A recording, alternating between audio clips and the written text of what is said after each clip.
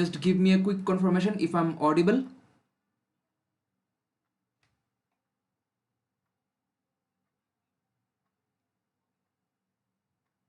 Okay, so I think I'm audible, and yeah, let's begin.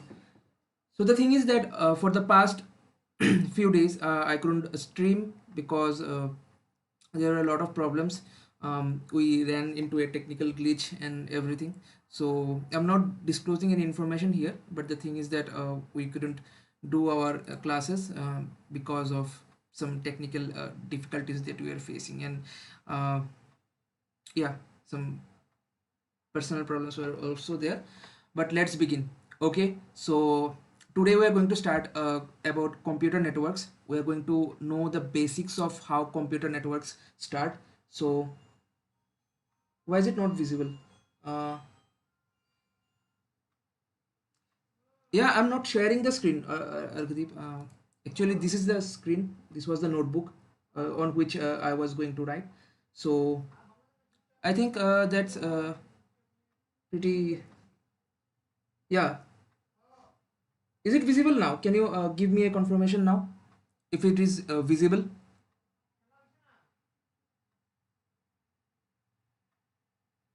I think it is visible. I think yes, we are visible. So yeah, so let's go. Let's go. So we are going to study computer networks and basics of how computer networks works, and we are also going to start up learn about IP addressing in general. Just give me a second, guys. Just give me a second.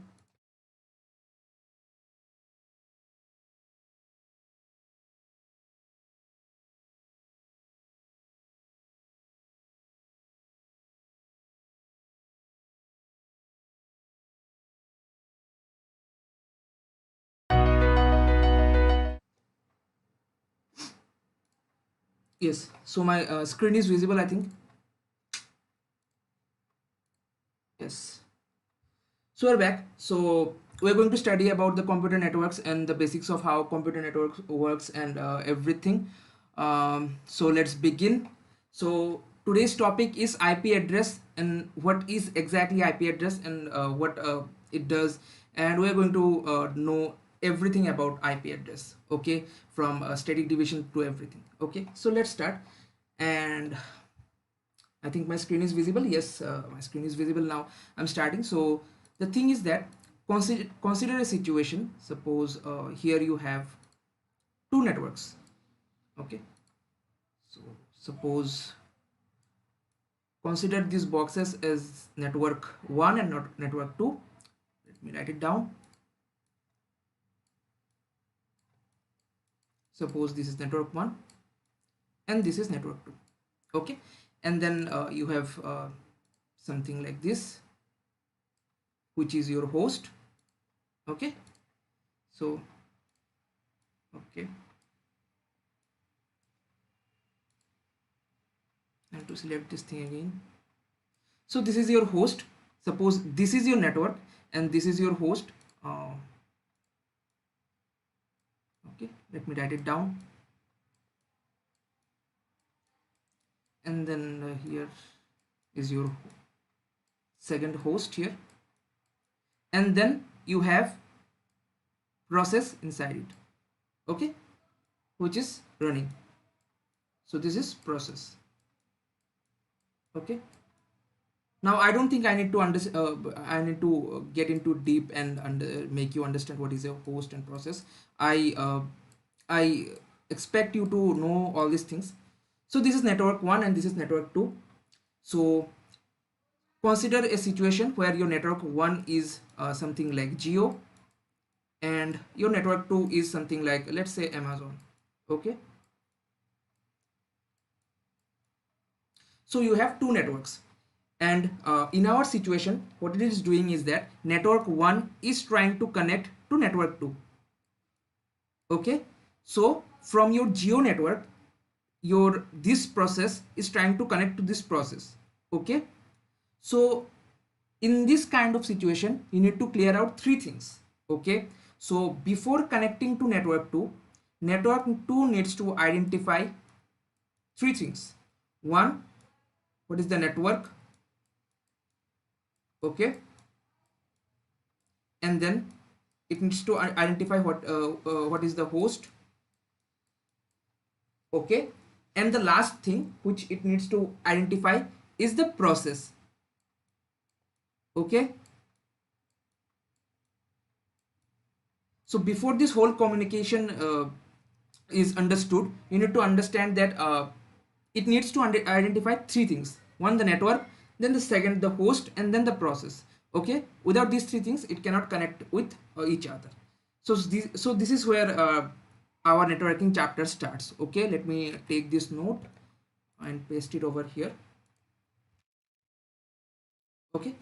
So yes, this is the scenario. So if I need to make you understand what is IP, so IP is nothing but an address which is used to identify a device which is connected to internet or not, okay. It doesn't matter if it is connected to an internet or not, but it is an unique address which is used to identify the device, okay. Now to connect to something like let's say www dot sorry dot google.com, you need to know the IP of google.com, okay. So you need to know the IP. Without knowing the IP you cannot connect to google.com, okay. That's our foremost demand, okay. So who provides the IP? You cannot go in something like the address bar and can type the IP, okay. You can, but you don't know the IP of google.com, or let's say you know, but everyone doesn't know the IP of google.com or any website. Let's take any other example, as suppose YouTube or any other example. So they don't know the IP of that particular website. So that's where DNS comes into place and it rescues us. So what is DNS? DNS is domain name server.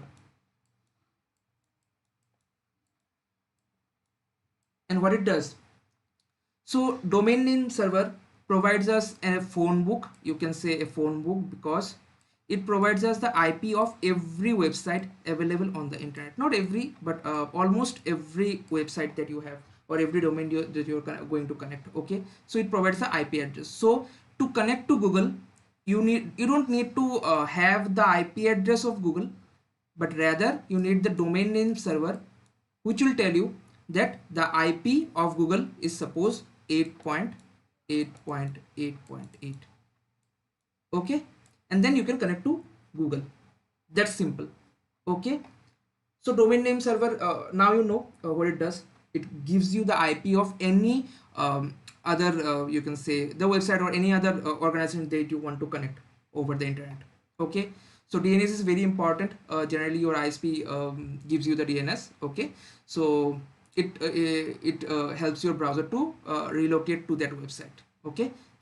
So I think that is pretty clear, okay. Let me make the notes here. Wait a second. Yes, it's done. All these notes will be available on your drive, okay. I'll mention the link so that you don't have any problem, okay. So this is how DNS works, okay. So but there is a problem, isn't it? So the problem is that while knowing the IP of another organization or another suppose network, okay, so you need DNS, but it is a lot of time consuming, right? Okay, generally we don't see that much, but there is some kind of time associated with all this relocation or hashing, you can say, okay, and the searching of the IP. So that time which is consumed is called DNS overhead.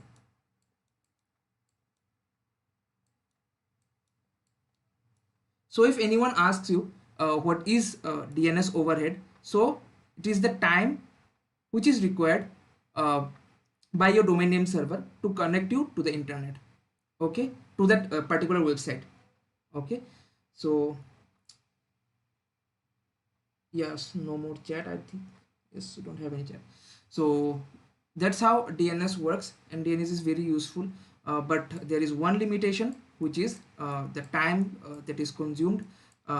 Yeah, we don't see that very often, okay, or we don't experience that lag, but there it is there, it is present, and you can see that while uh, browsing through any website, there will be a message here called connecting to DNS or something like that. Okay, so this was about DNS.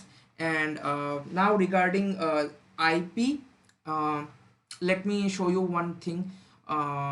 Let me show you one binary representation. Suppose if I ask you to represent binary if I ask you to represent a binary number in 1 bit, what will you say? You will say in 1 bit we have 0 or 1. What if I ask you to represent it in 2 bits? So in 2 bits you have something like 0 0 0 1 1 0 and then 1 1. Okay, so in n number of bits you can say that we have uh, 2 to the power n number of data. Okay, so this is how we represent data in binary. Okay, so for 1 bit we can say 0 1. For 2 bits you have 0 0 0 1 1 0 1 1, and then for n bits, n number of bits, you have 2 to the power n data. So if I ask you something like this is pretty basic, I don't think you have any problem regarding all those things, but these are basics of computer science, and I expect you to know all these things before jumping into computer networks. Okay, so if I ask you something like let's go like this, let me clear this thing. If I ask you uh, suppose you have n bits of data, suppose you have n bits of data,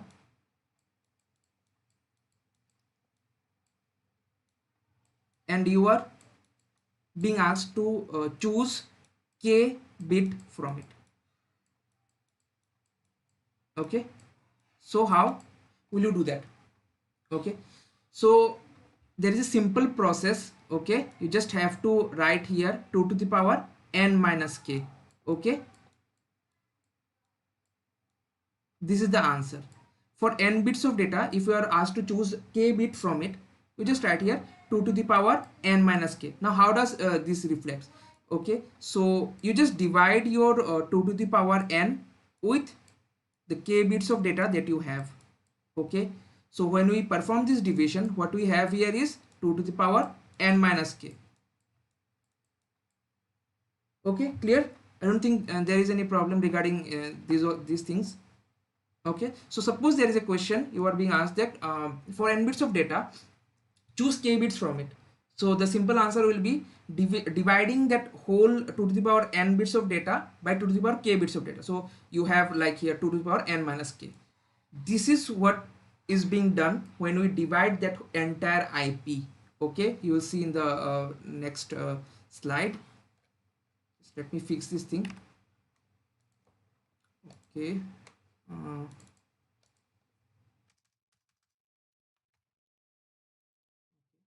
so let me clear this thing. And suppose now let me just explain you by this simple thing. Suppose this is your IP. Okay, and I'm creating a division here. Suppose uh, the IP is divided into two parts. Okay, so generally the IP has two parts. Suppose this will be your network ID. Okay, and then this part will be your host ID.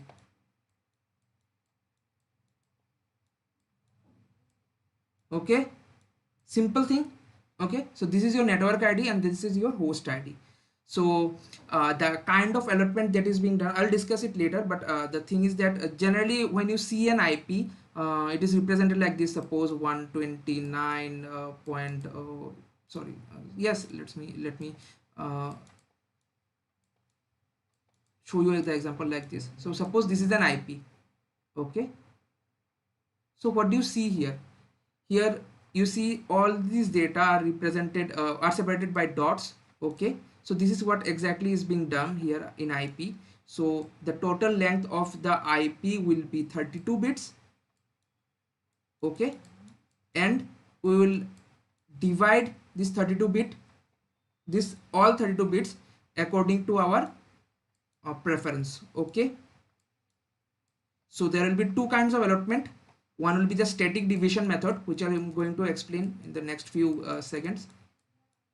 Okay, and then you have dynamic division method, and this is very important to know about static division before running into dynamic division method. Okay, so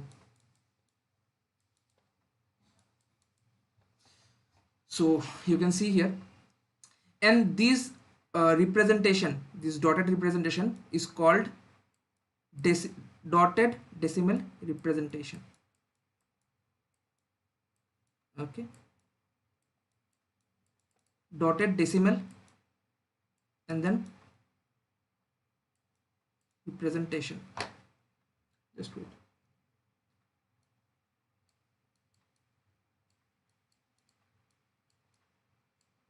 Okay, so let me take the note here.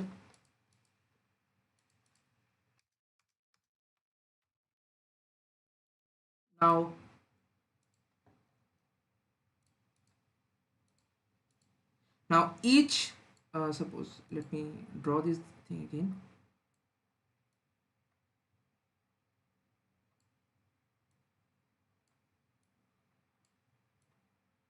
Now you should know that each section of these you can say blocks are called octets.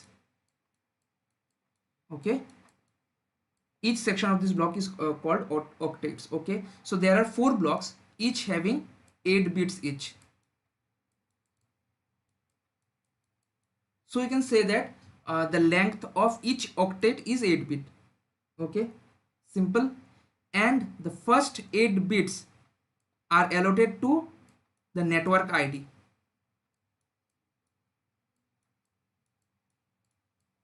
This is regarding the static division. In static division, what it does is that the first 8 bits are being given to network ID, and the rest of the 24 bits, okay, you can find it pretty easily if you apply this division method. So so if k is 8 bits, k is equals to, let's say, 8 bits, and so the remaining bits will be 2 to the power n minus 2 to the power k.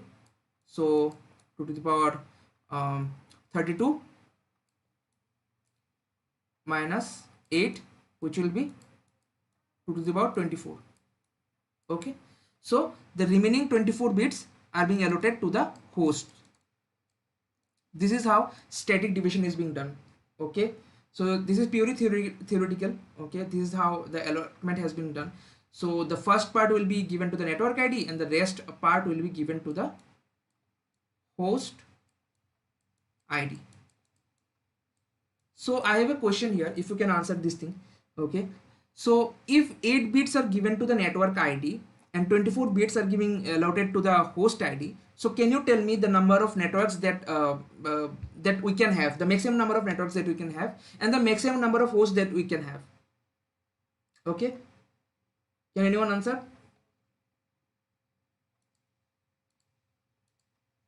Can anyone answer? Look, it's very simple. If you have 2 to the power, sorry, 8, if you have something like, let me clear it again, draw 2 to the power 8 for network ID. So sorry, let me explain it like this. if you have something like 8 bits, okay, allotted to network ID, so the number of networks that you will have is, the maximum number of networks that you will have is 2 to the power 8. So what is 2 to the power 8?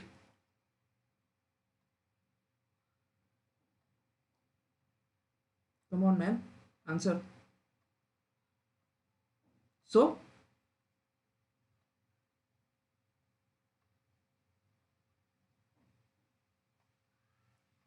you will have how much?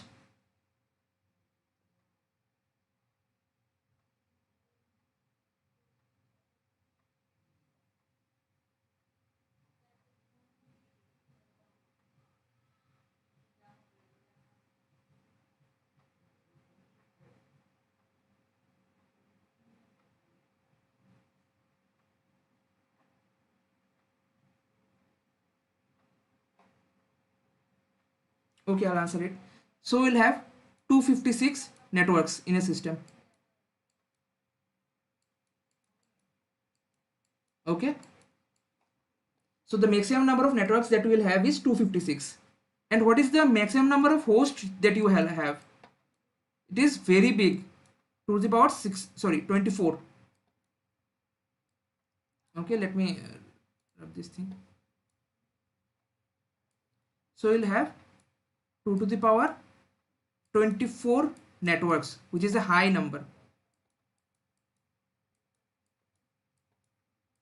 So do you think that is optimized? This is not optimized, right? So you'll have a 256 network at most. So in the whole internet, okay, if you have 256 network, is it less or is it more? Of course it is less, right? Okay, and about 2 to the power sorry, I have messed up this thing. 2 to the power 24 hosts.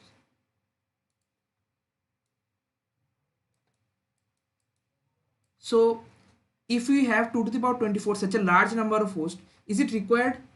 What if an organization says that I want suppose 50 computers in my organization, I don't need more than that, but they will say that no, you have to take this number of hosts. If you are even paying for this amount of hosts, but you are using only 50 of them, right? So this is now how business is being done. There's a lot of loss here. Okay, right? So this is where dynamic division comes into savior. Okay, so dynamic division will help you to allot IP according to a class based division, it is there. Okay, so we'll discuss this in the next class. I'll end this class right here, and if you have any problem, just ask me right now here.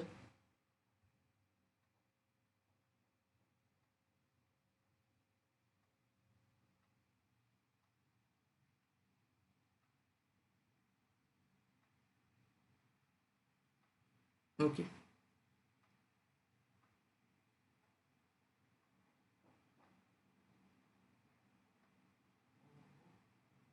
Okay, so we don't have any questions, so I'll end my class here. And if you haven't subscribed yet, please subscribe to our channel, and you can like this stream if you have understood the bit of networking. Okay, so I'll end this stream here. Okay, and see you tomorrow. And regarding the dates, I haven't finalized the dates, but I'll try to inform you by tomorrow. Okay, and the timing, sorry, the dates, sorry, not the dates but the timing, I'll inform you, I'll try to inform you tomorrow. I hope it will help, and yeah, let's hope for the best. Okay, so see you tomorrow around 6 p.m. we'll start. Okay, but still I'll inform you if there is an update regarding the timings. Okay, so I'll take a leave now, so stay safe.